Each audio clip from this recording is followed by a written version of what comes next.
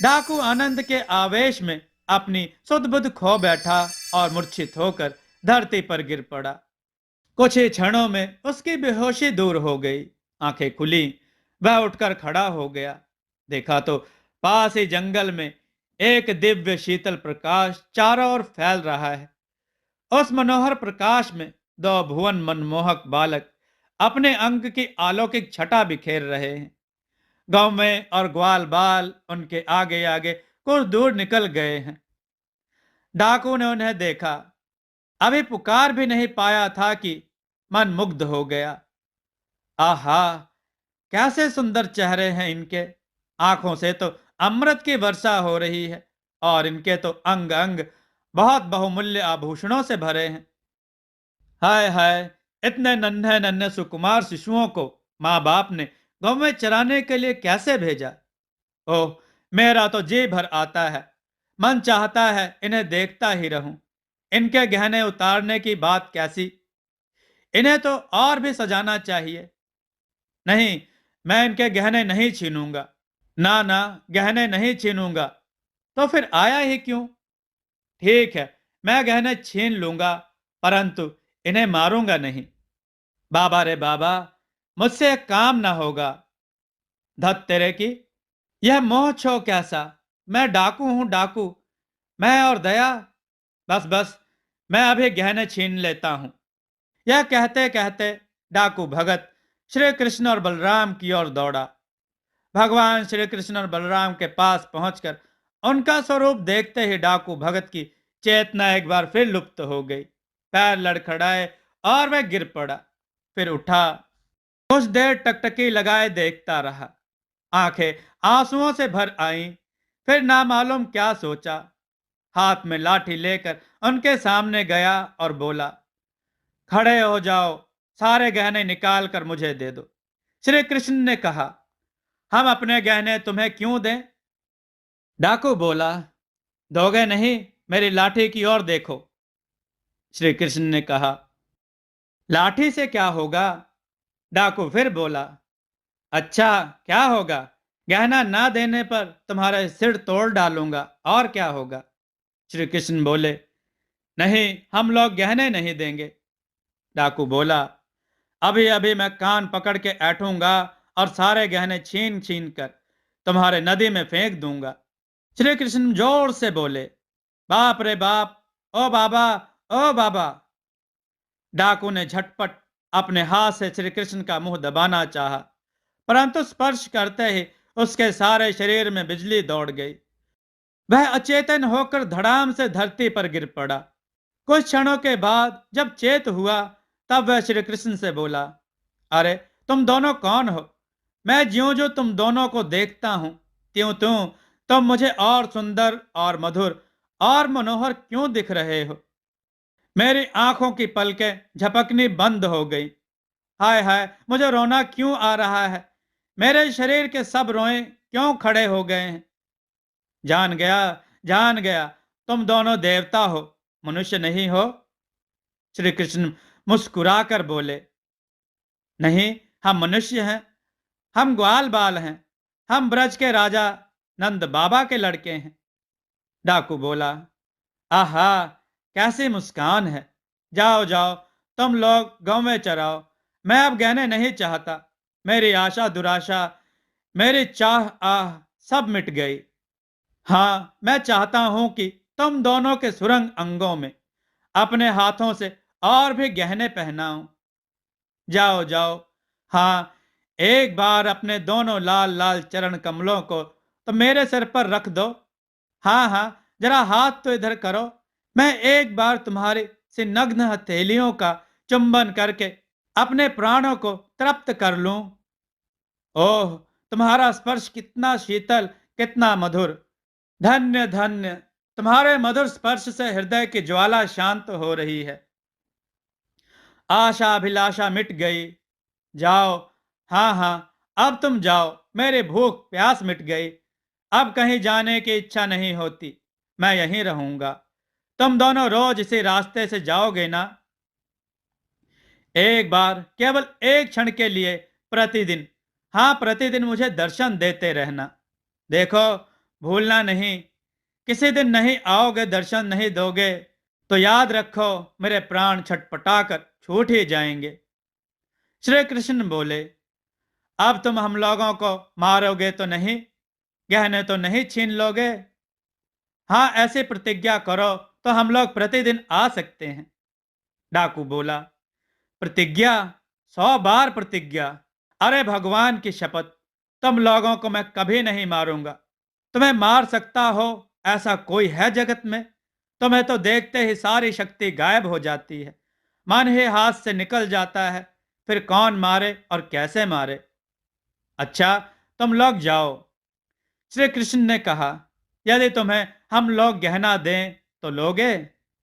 डाकू बोला, गहना? गहना? अब गहने क्या होंगे? अब तो कुछ भी लेने की इच्छा नहीं है। श्री कृष्ण बोले, क्यों नहीं, ले लो, हम तुम्हें दे रहे हैं ना। डाकू बोला, तुम दे रहे हो, तुम मुझे दे रहे हो, तब तो लेना ही पड़ेगा। परंतु तुम्हारे माँ बाप तुम पर नाराज होंगे, तुम्हें मारेंगे तो। श्री कृष्ण बोले, नहीं नहीं, हम राजकुमार हैं, हमारे पास ऐसे ऐसे ना जाने कितने गहने हैं। तुम चाहो तो तुम्हें और भी बहुत से गहने दे सकते हैं। डाकू बोला, ओह, मैं क्या करूंगा? हाँ हाँ, परंतु तुम्हारे बात टाली भी तो नहीं जाती। क्या तुम्हारे पास और भी गहने हैं? सच बोलो। श्री कृष्ण बोले, है नहीं तो क्या, हम बिना हुए ही दे रहे हैं। लो, तुम इन्हें ले जाओ।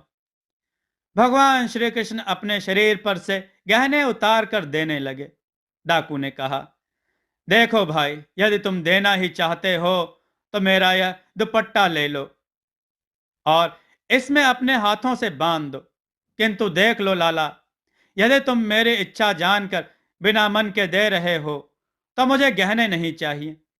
मेरी इच्छा तो अब बस एक यही है कि रोज एक बार तुम्हारे मनोहर मुखड़े को मैं देख लिया करूं और एक बार तुम्हारे चरण तल से अपने सिर का स्पर्श करा लिया करूं। श्री कृष्ण बोले, नहीं नहीं, बेमन की बात कैसी? तुम फिर आना, तुम्हें इस बार गहने देंगे। श्री कृष्ण ने उसके दुपट्टे में सब गहने बांध दिए। डाकू ने गहने की पोटली हाथ में लेकर कहा, क्यों भाई, मैं फिर आऊंगा तो तुम मुझे गहने दोगे ना? गहने चाहे ना देना, परंतु दर्शन जरूर देना। श्री कृष्ण ने कहा, अवश्य, गहने भी और दर्शन भी, दोनों। डाकू गहने लेकर अपने घर के लिए रवाना हुआ। डाकू आनंद के समंदर में डूबता उतरता घर लौटा। दूसरे दिन रात के समय कथावाचक पंडित जी के पास जाकर सब वृतांत कहा और गहनों की पोटली उनके सामने रख दी। बोला, देखिए देखिए पंडित जी, कितने गहने लाया हूं, आपकी जितनी इच्छा हो ले लीजिए। पंडित जी तो यह सब देख सुनकर चकित रह गए। उन्होंने बड़े विस्मय के साथ कहा, मैंने जिनकी कथा कही थी उनके गहने ले आया। डाकू बोला, तब क्या? देखिए ना, यह सोने की बंसी, यह सिर का मोहन चूड़ामणि। पंडित जी हक्के बक्के रह गए। बहुत सोचा, बहुत विचारा, परंतु वे किसी निश्चय पर नहीं पहुंच सके। जो अनादि अनंत पुरुषोत्तम है, बड़े बड़े योगी सारे जगत को तिनके के समान त्याग कर, भूख प्यास नींद की उपेक्षा करके सहस्त्र सहस्त्र वर्ष पर्यंत जिनके ध्यान की चेष्टा करते हैं, परंतु दर्शन से वंचित ही रह जाते हैं, उन्हें यह डाकू देख आया, उनके गहने ले आया। ना ना, असंभव, हो नहीं सकता। परंतु यह क्या, यह चूड़ामणि, यह बंसुरी, ये गहने सभी तो अलौकिक हैं, इसे ये सब कहाँ किस तरह मिले? कुछ समझ में नहीं आता। क्षण भर ठहर कर पंडित जी ने कहा, क्यों भाई, तुम मुझे उनके दर्शन करा सकते हो? डाकू बोला, क्यों नहीं, कल ही साथ चलिए ना। पंडित जी पूरे अविश्वास के साथ केवल उस घटना का पता लगाने के लिए डाकू के साथ चल पड़े। दूसरे दिन नियत स्थान पर पहुंच गए। पंडित जी ने देखा, एक सुंदर सा वन है, छोटी सी नदी बह रही है, बड़ा सा मैदान और कदम्ब का वृक्ष भी है। वह ब्रज नहीं है, यमुना नहीं है, पर है कुछ वैसा ही। रात बीत गई। सवेरा होने के पहले ही डाकू ने कहा, देखिए पंडित जी, आप नए आदमी हैं। आप किसी पेड़ की आड़ में छिप जाइए। वह कहीं आपको देखकर ना आए तो। अब प्रातः काल होने में विलंब नहीं है, अभी आएंगे। डाकू पंडित जी से बात कर ही रहा था कि मुरली की मोहक ध्वनि उनके कानों में पड़ी। वह बोल उठा, सुनिए सुनिए पंडित जी, बांसुरी बज रही है। कितनी मधुर, कितनी मोहक, सुन रहे हैं ना? पंडित जी बोले, कहाँ जी, मैं तो कुछ नहीं सुन रहा हूं। क्या तुम पागल हो गए हो? डाकू बोला, पंडित जी, पागल नहीं, जरा ठहरिए, अभी आप उसे देखेंगे। रुकिए, मैं पेड़ पर चढ़कर देखता हूं कि वह अभी कितनी दूर है। डाकू ने पेड़ पर चढ़कर देखा और कहा, पंडित जी, पंडित जी, अब वह बहुत दूर नहीं है। उतरकर उसने देखा कि थोड़ी दूर पर वैसा ही विलक्षण प्रकाश फैल रहा है। वह आनंद के मारे पुकार उठा, पंडित जी, वह हैं, वह हैं। उसके शरीर की दिव्य ज्योति सारे वन को चमका रही है। पंडित जी बोले, मैं तो कुछ नहीं देखता। डाकू बोला डाकू बोला, ऐसा क्यों पंडित जी? वह इतना निकट है, इतना प्रकाश है, फिर भी आप नहीं देख पाते हैं। अजी, आप जंगल, नदी, नाला सब कुछ देख रहे हैं और उसको नहीं देख पाते। पंडित जी बोले, हाँ भाई, मैं तो नहीं देख रहा हूं। देखो, यदि सचमुच में वे हैं तो तुम उनसे कहो कि आज तुम जो देना चाहते हो सब इसी ब्राह्मण के हाथ पर दे दो। डाकू ने स्वीकार कर लिया। अब तक भगवान श्री कृष्ण और बलराम जी डाकू के पास आकर खड़े हो गए थे। डाकू ने कहा, आओ आओ, मैं आ गया हूं, तुम्हारी बाट जो रहा था। श्री कृष्ण बोले, गहने लोगे?